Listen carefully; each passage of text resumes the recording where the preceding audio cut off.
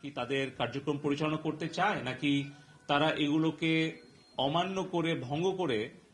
তারা এটা পরিচালনা করতে চায়। তো সেইটার জবাব প্রথমে টিকটক দিয়েছিল এবং আজকে টিকটকের প্রতিনিধি শারীরিকভাবে উপস্থিত হয়ে মৌখিকভাবে সেটার ব্যাখ্যা দিয়েছে এবং তারা আমাদেরকে আশ্বস্ত করেছে যে এই বর্তমান পরিস্থিতি স্বাভাবিককরণের জন্য, আইন শৃঙ্খলা রক্ষা করার জন্য এবং বাংলাদেশের নাগরিকদের জীবন রক্ষা এবং নিরাপত্তা নিশ্চিত করা এবং সরকার এবং রাষ্ট্রের সম্পত্তি রক্ষার জন্য তারা সহযোগিতা করেছে এবং আগামী দিনেও করবে। ফেসবুক গতকালকে রাত্রে আমাদেরকে ইমেইলে রিপ্লাই দিয়েছে এবং তারা আশ্বস্ত করেছে এবং আজকে তারা ভার্চুয়াল মাধ্যমে তারা আমাদের সাথে বৈঠক করেছে প্রায় 1 ঘন্টার উপরে এবং তাদের গ্লোবাল লিগ্যাল টিম এবং তাদের যে আঞ্চলিক প্রধান তারা সকলেই সেখানে উপস্থিত ছিল। আমরাও আমাদের লিগ্যাল টিম এবং বিটিআরসি পুরো টিম আমরা আমাদের উপস্থাপনা তুলে ধরেছি এবং তার প্রেক্ষিতে তারা তাদের যে সহযোগিতা সেটি আশ্বস্ত করেছেন। কিন্তু আমরা ফেসবুকের যে সহযোগিতা, বিশেষ করে 16, 17 এবং 18 তারিখ যখন আসলে মূলত সহিংসতা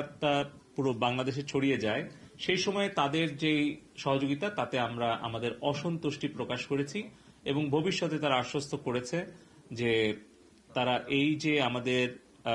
প্রাণহানি হয়েছে, সম্পদের ক্ষতি হয়েছে, তার কারণে তারা দুঃখ প্রকাশ করেছে এবং আগামী দিনে আরো আন্তরিকতার সাথে কাজ করবে এবং তাদের যে রিসোর্স, ফ্যাক্ট চেকিং কিংবা তাদের এআই টুল ব্যবহার, এই সকল বিষয়ে কিছু দুর্বলতা আমরা তুলে ধরেছি যে তাদের দিক থেকে এই প্রক্রিয়াগত যে দুর্বলতা আছে, প্রযুক্তিগত দুর্বলতা আছে, আমাদের কাছে কি মনে হয় সেটা আমরা তুলে ধরেছি, সেটাও তারা অনেক অংশে মেনে নিয়েছে। ইউটিউব তারা লিখিতভাবে লম্বা একটা জবাব দিয়েছে ইমেইলে গতকালকে এবং তারা তাদের ব্যাখ্যা দিয়েছে তাদের প্ল্যাটফর্মে কিভাবে তারা কন্টেন্ট আমাদের রিকোয়েস্ট অনুযায়ী ব্লক করেছে, কন্টেন্ট টেক ডাউন করেছে, কিন্তু তাদের চ্যানেলগুলো ব্লক করার ব্যাপারে তাদের ভিন্ন একটু স্ট্র্যাটেজি আছে। সেগুলো তারা বিস্তারিত ব্যাখ্যা দিয়ে তারা বলেছে যে আগামীতে তারা আরো ঘনিষ্ঠভাবে কাজ করবে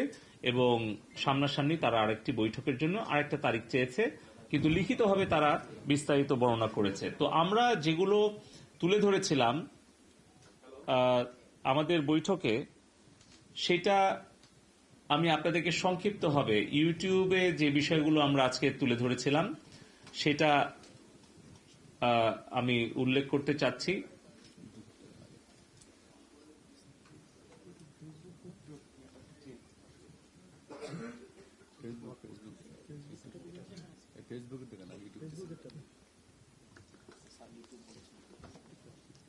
তো আমরা এখানে এই যে ধ্বংসাত্মক কাজ যেগুলো 16, 17, 18, 19 তারিখে দেশব্যাপী হয়েছে সেগুলো আমরা তুলে ধরেছি এবং তার প্রেক্ষিতে তাদেরকে আমরা একটা তথ্য উপাত্তগুলো আমরা তুলে ধরেছি যে কিভাবে আসলে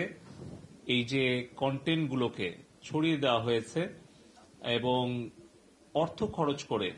দেশ থেকে এবং বিদেশ থেকে কিছু কিছু কন্টেন্টটাকে উস্কানি দেওয়ার জন্য, মিথ্যা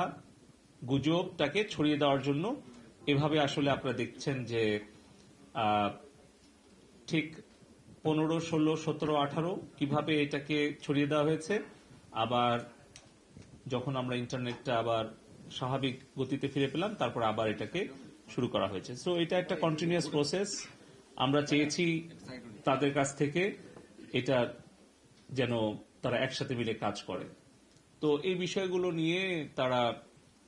আমাদের সাথে একমত পোষণ করেছে যে তাদের যে এআই সিস্টেম কিংবা তাদের যে human intervention, fact checking system, এগুলো যাতে আর কি তারা সেভাবে সহযোগিতা করে। এই ভিডিওটা আপনারা সবাই দেখেছেন, সো এটা নতুন করে দেখানো কিছু নাই। আমরা ইউটিউবের তাদের কমিউনিটি যে স্ট্যান্ডার্ড সেগুলো নিয়েও আমরা কথা বলেছি এবং যেভাবে করে তারা মিথ্যা অপপ্রচার গুজবগুলো ছড়িয়েছে এবং আমাদের বেশ কিছু মূলধারা গণমাধ্যমের লোগো ব্যবহার করে অথবা একটু পরিবর্তন করে তারা কিন্তু বিভিন্ন ধরনের ফেক আইডি ইউজ করেছে, অ্যাকাউন্ট ইউজ করেছে এবং সেভাবে এটাকে ছড়িয়ে দেওয়ার চেষ্টা করেছে। সেগুলো আমরা তুলে ধরেছি এবং আমাদের আইনশৃঙ্খলাকারী বাহিনী, আমাদের সেনাবাহিনী,